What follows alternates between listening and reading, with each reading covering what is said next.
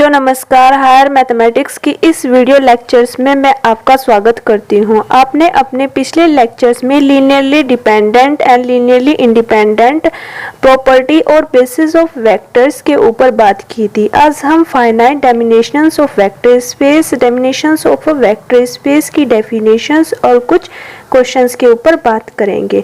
और जैसे कि मैं बोलती हूँ, मेरे द्वारा पढ़ाया गया आपको अच्छा लगता हो तो नीचे जाकर वीडियो को लाइक और शेयर करना ना भूलिए। और अगर अभी तक आपने चैनल को सब्सक्राइब नहीं किया तो जल्दी से कर दीजिए, जिससे हमें भी मोटिवेशंस मिलता रहे और आपके लिए अच्छे से अच्छी वीडियो लेकर आए। आइए चलते हैं आज के लेक्चर्स पर। क्या है आज का लेक्चर्स आपका, जिसमें हम क्या कराएंगे, फाइनाइट डायमेंशनल वेक्टर स्पेस। क्या होता है आपका finite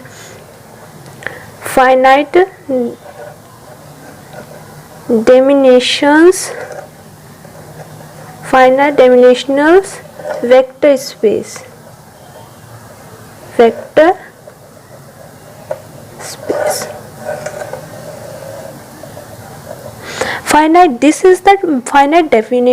finite dimensional vector space. ये फाइनाइट डायमेंशनल वेक्टर स्पेस होता क्या है? तो बहुत ही इजी सी बात है कि स्टूडेंट, मान लीजिए हमारे पास में एक वेक्टर स्पेस है। क्या है? वेक्टर स्पेस है VF। वेक्टर स्पेस है VF और उसका एक सबसेट लीजिए।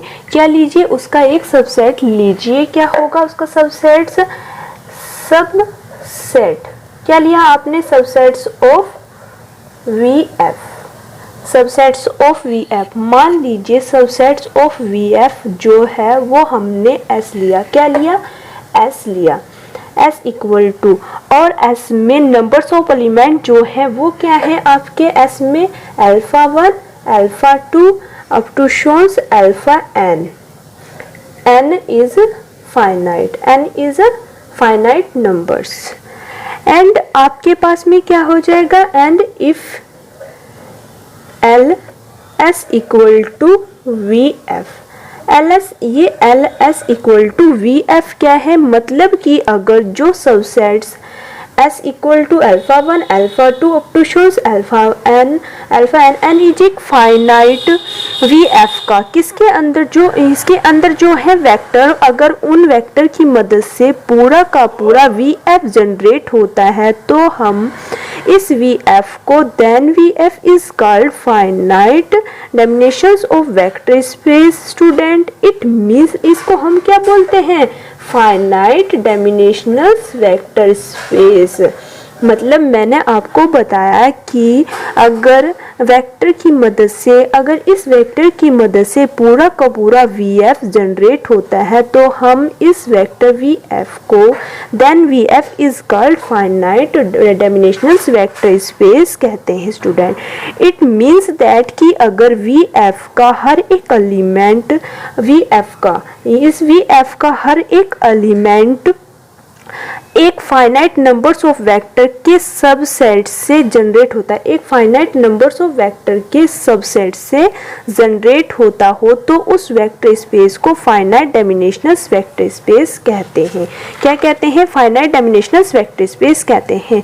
आई रिपीट स्टूडेंट, आपने एक सबसेट लिया। क्या लिया आपने? एक सबसेट लिया S। किसका? VF का। उस सबसेट्स में आपने फाइनाइट नंबर्स ऑफ एलिमेंट्स लिए, alpha 1, alpha 2, alpha n।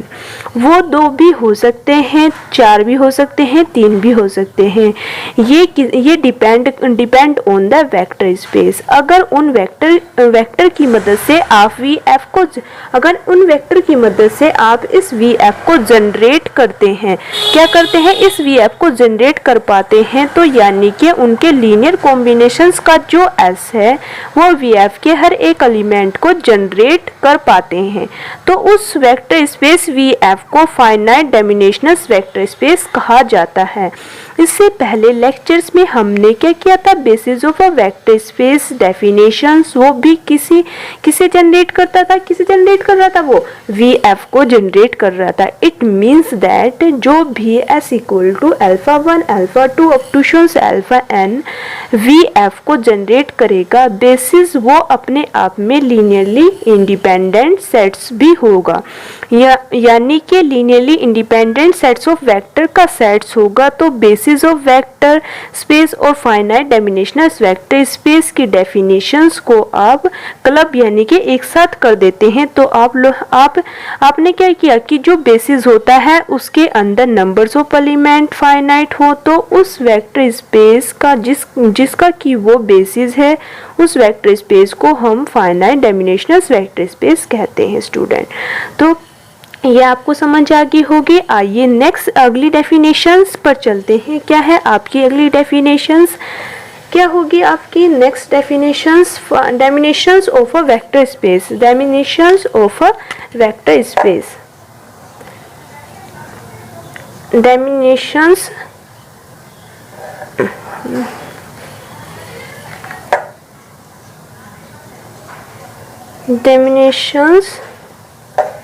of vector space, dimensions of a vector space।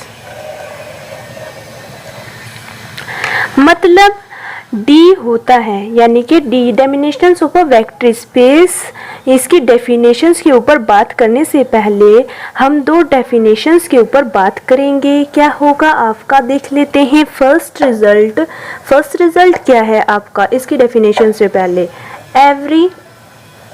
every finite dimensional vector space has a basis, यानी कि हर एक फाइनाइट डायमेंशनल वेक्टर स्पेस जो होता है उसका एक बेसिस होता है। समझ आया।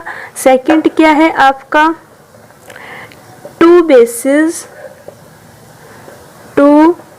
basis of a finite dimensional vector space has some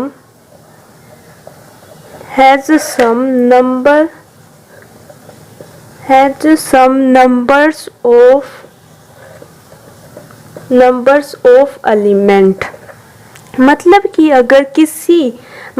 अगर किसी फाइनाइट डायमेंशनल वेक्टर स्पेस के दो बेसिस हैं, तो उन दोनों बेसिस में वेक्टर अलग अलग जरूर हो सकते हैं, लेकिन उन दोनों ही बेसिस में जो नंबर्स ऑफ वेक्टर हैं वे इक्वल रहेंगे। क्या रहेंगे, नंबर्स ऑफ वेक्टर इक्वल रहेंगे।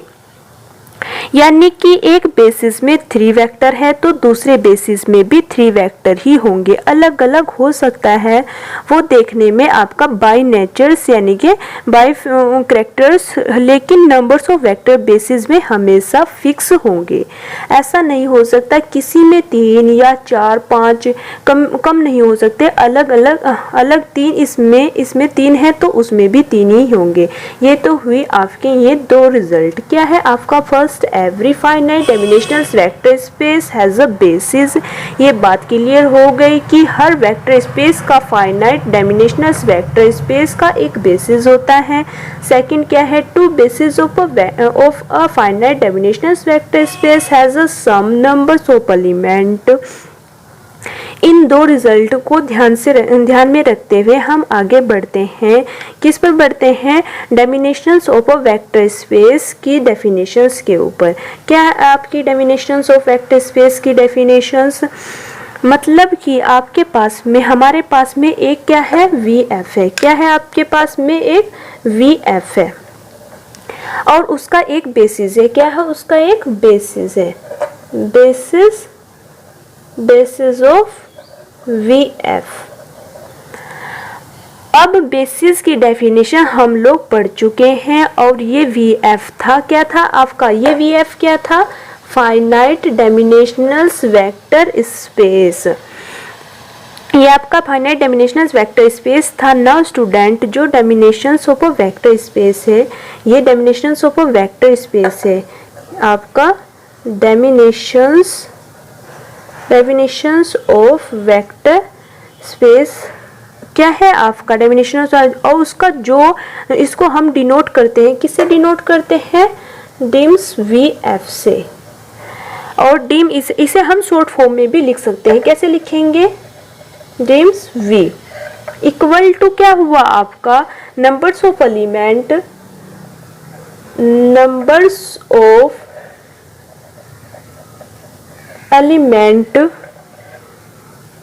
In the basis of VF, in the basis of VF, यानी कि किसी भी वेक्टर स्पेस का जो डायमेंशंस होता है वो वास्तव में उस वेक्टर स्पेस के बेसिस में जितने एलिमेंट हैं उसके इक्वल होता है, कि उसके इक्वल होता है। I repeat again, the dimensions of a vector space is equal to this is numbers of element in the basis of the finite dimensions vector space, यानी कि किसी भी फाइनाइट डायमेंशन वेक्टर स्पेस के basis में जितने element होंगे वही उसका डायमेंशंस होगा, जितने एलिमेंट होंगे वही उसका क्या हो जाएगा, डायमेंशनल्स होता है। जैसे कि हम फॉर एग्जांपल ले लेते हैं, क्या होगा आपका एग्जाम्पल लिया R3R, ये क्या हो जाएगा, जैसे कि हमारे पास में 3 डायमेंशनल वेक्टर स्पेस है, तो उस 3 डायमेंशनल वेक्टर स्पेस का जो बेसिस है वो कैसे है आपका, कैसे लिया कि B इक्वल टू आपका ये हो जाएगा 1 0 0, ये हो जाएगा 0 1 0 और ये होगा आपका 0 0 1। ये आपने क्या लिए, स्टैंडर्ड बेसिस लिए, basis of a standard basis, this is the standard basis. इस स्टैंडर्ड बेसिस की मदद से इस 3 डायमेंशंस के हर एक एलिमेंट को जनरेट किया जा सकता है, इसकी मदद से हम इसको जनरेट कर सकते हैं, ठीक है ना। तो उन केस में स्टूडेंट द डायमेंशंस क्या हो जाएगा आपका, डायमेंशंस क्या हो जाएगा, डिम्स R3 इक्वल टू 3 हो जाएगा, क्या हो जाएगा, R3 इक्वल टू 3 हो जाएगा। उसी तरह से जो कोऑर्डिनेट प्लेन होता है, क्या होता है आपका, जैसे कि आपका कोऑर्डिनेट प्लेन हो गया कोई, उसमें आपके R स्क्वायर है, तो R स्क्वायर का डायमेंशंस क्या हो जाएगा आपका, यानी कि dims R square equal to क्या हो जाएगा 2 हो जाएगा। अगर हमारे पास में केवल सेट्स ऑफ रियल नंबर्स है, क्या है, सेट्स ऑफ रियल नंबर्स है, तो डायमेंशनल्स R इक्वल टू क्या हो जाएगा 1 हो जाएगा। अगर हमारे पास में कोई वेक्टर स्पेस n टपल का है तो तब क्या हो जाएगा, अगर हमारे पास में कोई n टपल का है तो R n R, यानी कि डायमेंशनल्स R इक्वल टू क्या हो जाएगा n, इसमें क्या है x1 x2 up to शोन्स xn, और उसका हर एक एलिमेंट n टपल्स के फॉर्म में होगा, उसका हर एक एलिमेंट क्या हो जाएगा n टपल्स के फॉर्म में होगा, यानी कि उसमें जो numbers of coordinate plane point होंगे, उसमें नंबर्स ऑफ कोऑर्डिनेट पॉइंट होंगे वो n पॉइंट्स होंगे, ठीक है ना। तो स्टूडेंट किसी भी वेक्टर स्पेस का जो डायमेंशंस होता है वो कैसे निकाला जाता है या देखा जाता है, ये हम लोगों ने शॉर्ट में डिस्कशंस किया और हमारे एग्जाम्पल की मदद से भी देखा कि हमारे पास में जो डायमेंशंस है वो पर्टिकुलरली क्या होता है और कैसे है वो आइए जरा हम इसे एक न्यूमेरिकल एग्जाम्पल ले लेते हैं, उसके बारे में डिस्कशन करेंगे और कैसे कैसे आपका निकाला जाता है ये, उसके बारे में पर्टिकुलर वेक्टर के लिए एक बेसिस या नहीं, इसमें रिलेटेड कुछ क्वेश्चंस लेते हैं। क्या है आपका क्वेश्चंस, देखिए क्वेश्चंस क्या है, show that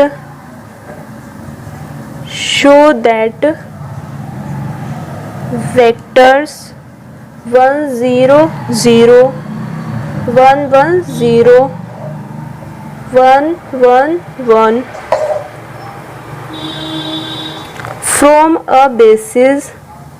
from a basis for R3R, जो अभी तक आपने ये थ्योरी पढ़ा है उसके बेस पर हम एक क्वेश्चंस देखते हैं। ये है आपका क्वेश्चंस, मतलब हमारे पास में एक 3 डायमेंशनल स्पेस है। क्या है? 3 डायमेंशनल स्पेस है। हमें बताना है कि क्या ये जो सेट्स ऑफ वेक्टर है इसका बेसिस है तो इसमें किसी भी सेट्स को बेसिस बनाने के लिए 2 प्रॉपर्टी दिखानी पड़ेगी। क्या दिखानी पड़ेगी? आपको 2 प्रॉपर्टी दिखानी पड़ेगी। जैसे कि हमने डेफिनेशंस में देखा, या अगर किसी फाइनाइट डायमेंशनल वेक्टर स्पेस में दिया हुआ है तो उसका एक बेसिस ज़रूर होता है। अगर वो बेसिस है तो उसमें सेट्स ऑफ वेक्टर होंगे, वो लीनियरली इंडिपेंडेंट होंगे। तो सबसे पहले तो हम लोग चेक करते हैं ये सेट्स ऑफ वेक्टर है या लीनियरली इंडिपेंडेंट है। अगर ये ऐसा दिखता है कि लीनियरली इंडिपेंडेंट वेक्टर्स, देन हम आसानी से दिखा देंगे बेसिस है। पहले इनको हम लीनियरली इंडिपेंडेंट दिखाते हैं। क्या दिखाते हैं? लीनियरली इंडिपेंडेंट दिखाते हैं। तो सॉल्यूशंस देखिए क्वेश्चंस का क्या होगा आपके पास में। First we test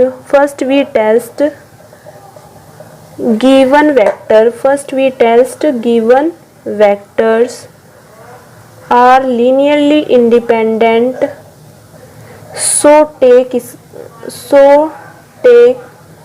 scalars a1 a2 a3 belongs to R such that a1 1 0 0 plus a2 1 1 0 plus a3 1 1 1 equal to 0.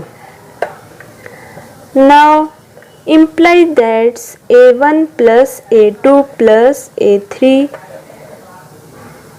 a2 plus a1 plus a2 plus a3 plus a2 a1 0 a2 plus a3। अब ये आ जाएगा आपके पास में a1 0 a2 0 और a3 equal to 0। ऐसी स्थिति में हमारे पास में क्या आ गया स्टूडेंट? ये आपका 0 आ गया, 0 वेक्टर आ गया। अब हमें इन तीनों को सिंप्लीफाई करना है, देखना है कि a1 a2 a3 की वैल्यू क्या आती है। हम इसको कैसे लिख सकते हैं? Imply that's a1 plus a2 plus a3 equal to 0 और a2 plus a3 equal to 0 और आपके पास में क्या हो जाएगा? a3 equal to 0। क्या लिखा आपने? a3 इक्वल टू 0 हो जाएगा। हाँ, यहाँ पर आपको क्या करना है, हम इन तीनों की वैल्यू को सिंप्लीफाई करेंगे कि इन तीनों की वैल्यू क्या आएगी। पहला तरीका तो आपको दिख ही रहा होगा क्या है। जब आपका a3 इक्वल टू 0 है, यहाँ पर आप a3 की वैल्यू रखेंगे तो ये भी आपका 0 आ जाएगा, यहाँ से आ जाएगा आपका। और यहाँ पे क्या रखेंगे? a2 और a3 की वैल्यू रखेंगे तो यहाँ पे आपका a1 की वैल्यू भी निकल के आ जाएगी। तो a2 भी 0, a3 की वैल्यू भी 0 होने पर a1 भी 0 हो जाएगा, मतलब तीनों के तीनों स्केलर 0 हो जाएंगे। ये इजीली आपको लीनियरली इंडिपेंडेंट दिख रहा है यहाँ पर। लेकिन बाय चांस आप इससे नहीं करना चाहते तो आप ऐसा कर सकते हैं। कैसा करेंगे आप इसको ऐसे भी कर सकते हैं। कोफिशिएंट यानी कि आप एक लेट मैट्रिक्स ले लें, कोफिशिएंट मैट्रिक्स से करेंगे। कैसे करेंगे? कोफिशिएंट मैट्रिक्स से हमने लेट a इक्वल टू यानी कि डिटर्मिनेट फॉर्म पर आप इसका क्या ले लें? कोफिशिएंट लिया आपने 1 1 1 0 1 1 0 0 1। आपने क्या बनाया? Coefficient matrix. क्या बना दिया आपने इसकी? कोफिशिएंट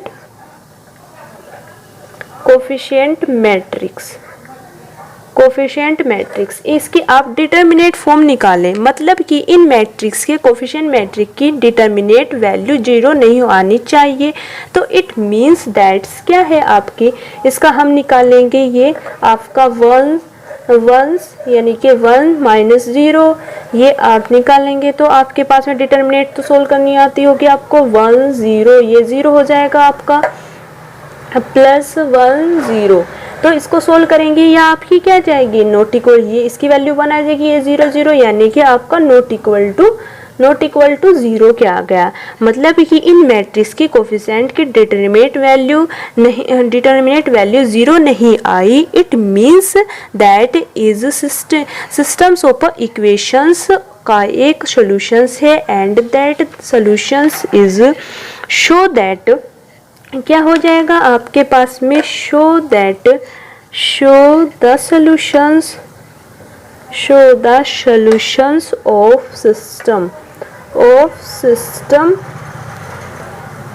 of system इक्वेशंस 1, यानी कि इक्वेशंस 1 से क्या हो जाएगा, यानी कि a1 equal to a2 equal to a3 equal to 0। और जैसे ही ये तीनों स्केलर 0 हो जाते हैं वैसे ही हमारे पास में आ जाता है, क्या आ जाता है आपके पास में, देयरफॉर क्या आएगा आपके पास में, अगर ये तीनों की वैल्यू 0 आ जाती है तो आपके पास में क्या आ जाएगा, therefore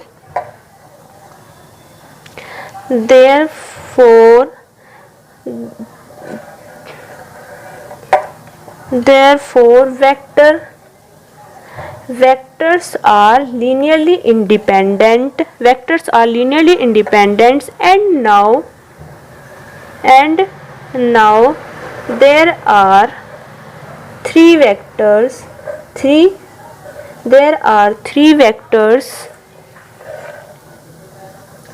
and dimensions are 3 equal to 3. It means that imply that vectors generated are 3, क्योंकि कोई भी फाइनाइट डायमेंशनल वेक्टर स्पेस जो होता है इसके बेसिस में उतने ही एलिमेंट होने चाहिए जितना कि उसका डायमेंशंस है। और यहाँ पर भी 3 वेक्टर हैं, यहाँ पर 3 वेक्टर्स हैं और हमारे जो वेक्टर स्पेस है उसमें भी 3 डायमेंशंस हैं, डायमेंशंस है दिख ही रहा है। एंड जो ये वेक्टर है ये लीनियरली इंडिपेंडेंट है, ये वेक्टर्स क्या आ गया आपका, लीनियरली इंडिपेंडेंट आ गया। By now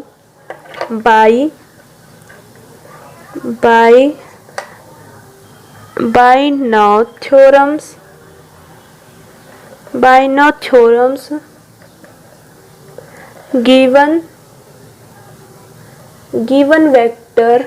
given vector from basis of R3R, यानी कि जो गिवन वेक्टर है ये उनको हम लीनियरली इंडिपेंडेंट दिखा दें। और दूसरा जितने नंबर्स ऑफ वेक्टर हैं, मतलब आपको पहले क्या, जो गिवन वेक्टर है हम पहले उसको लीनियरली इंडिपेंडेंट दिखा दें, लीनियरली इंडिपेंडेंट दिखा दिया आपने। और फिर दूसरा जितने नंबर्स ऑफ वेक्टर हैं वो डायमेंशंस के इक्वल होने चाहिए, ये 3 है तो ये भी आपके 3 आ गए। और जो हमारा वेक्टर स्पेस है तो वो भी आपका sets of vectors linearly independent का हो बेसिस बन जाएगा पर्टिकुलरली वेक्टर्स स्पेस के लिए। तो ये क्वेश्चंस आपको समझ आ गया होगा। फाइनाइट डायमेंशनल वेक्टर स्पेस की definitions of a vector space की डेफिनेशंस क्या होती है। आई होप आपको ये लेक्चर समझ आ गया होगा। नेक्स्ट लेक्चर्स में नेक्स्ट टॉपिक के ऊपर बात करेंगे। थैंक यू फॉर वॉचिंग, धन्यवाद।